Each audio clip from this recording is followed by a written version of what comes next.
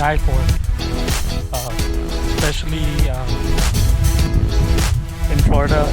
Like, there's a lot of lakes, but I think Lake Kissimmee is like the biggest right now, especially for boat lovers and people who want to enjoy water, swimming, canoeing, kayaking, even I think some people doing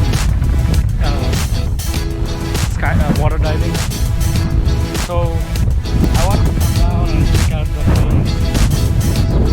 I definitely want to enjoy the afternoon watching the boat. Maybe in the future, if things work out, we'll definitely get a boat. Probably come over here, some water swimming and stuff. But yeah, looks really nice.